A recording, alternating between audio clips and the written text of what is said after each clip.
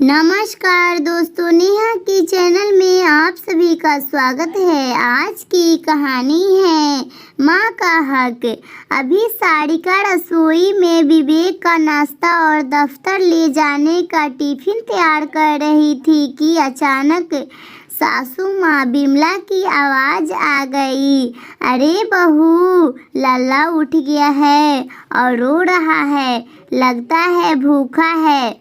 4 माह का अंश आजकल बहुत तंग करने लगा था, परंतु सासू माँ की आवाज़ आते ही सारिका सब काम छोड़कर झट से अंश को अपने कमरे में जाकर दूध पिलाने लगी। नन्हा सा पेट बस 5-7 मिनट में ही भर गया और सारिका अंश के संतुष्ट और हंसते चेहरे को अभी निहार ही रही थी कि अचानक सासू माँ बिमला कमरे में आकर गुस्से से बोली, अरे वहाँ विवेक को दफ्तर जाने में देरी हो रही है और तुम्हें बेटे से खेलने से फुर्सत ही नहीं है।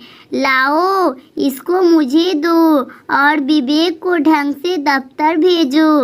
हर बार की तरह सारिका चुपचाप अंश को सासू माँ को देकर रसोई घर की ओर बढ़ गई। उधर सासू माँ अंश को लेकर ड्राइंग रूम में बैठकर पोते अंश के साथ खेलने लगी और साथ ही साथ अपने बेटे से बतियाने लगी। शारीरिक रूप से स्वस्थ सासू माँ यदि 5 मिनट रसोई घर का काम देख लेती तो क्या हो जाता, परंतु शायद बहू के आने के बाद जैसे हर सास को रसोई घर का काम भूल ही जाती है या बहू के होते हुए काम करना अपनी तौनीहीन समझती है। बस ऐसी ही कुछ विचार सारिका के दिमाग में उमड़ घुमड़ रहे थे। उधर पेट भरा होने के कारण अंश भी अच्छे से खेल रहा था। इतने में देवर और ननद भी कॉलेज जाने के लिए तैयार हो गए तो उन्होंने भी सारिका को नाश्ते के लिए आवाज़ लगा दिए। एक मशीन की तरह सारिका सारे काम कर रही थी। कल तो पूरी रात अंश की वजह से सो भी नहीं पाई थी। आजकल सर्दियों में रात में बहुत बार उठता था। इतने में ननद रिया की आवाज़ आई, भाभी लो, अंश ने अपने कपड़े गंदे कर दिए, आकर इसके कपड़े बदल दीजिए।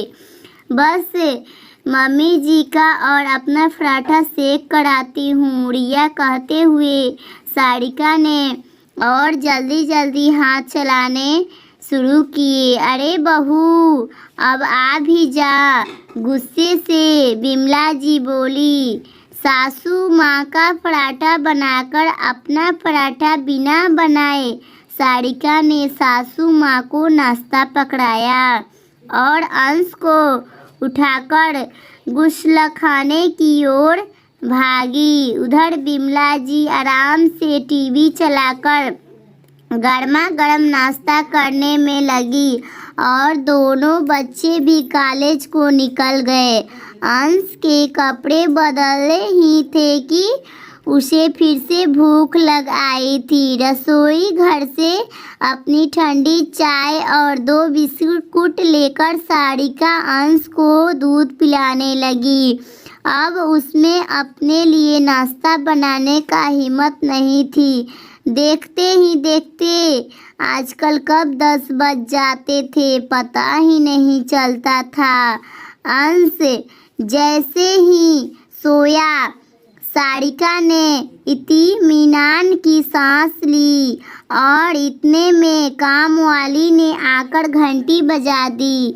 फटाफट उसके साथ लगकर सब काम करवाते करवाते घड़ी ने 12 बजा दिए और अंश भी उठ गया था। सासू माँ भी मंदिर और अपने मित्र मंडली से मिलकर घर आ गई थी। चल अब अंश की मालिश करके उसे भी नहला धुला कर मुझे दे दो, सासू माँ ने आदेश दिया। आधा घंटा अंश की अच्छी सी मालिश करके नहलाकर उसको सारिका ने दूध पिलाया ही था कि अंश 2-3 घंटे के लिए सो गया। उसे सासू माँ के पास लिटाकर सारिका खुद घर के बचे हुए काम काज करने लगी। दोपहर का खाना खाकर 2 घड़ी आराम करने ही लगी थी कि अचानक अंश उठ गया और फिर रोने लगा। बहू देख, इसको क्या चाहिए, कहते हुए अंश को बिमला ने सारिका को शाम को भी यही सब कुछ लग रहा था। यह तो हर रोज की ही बात हो गई थी।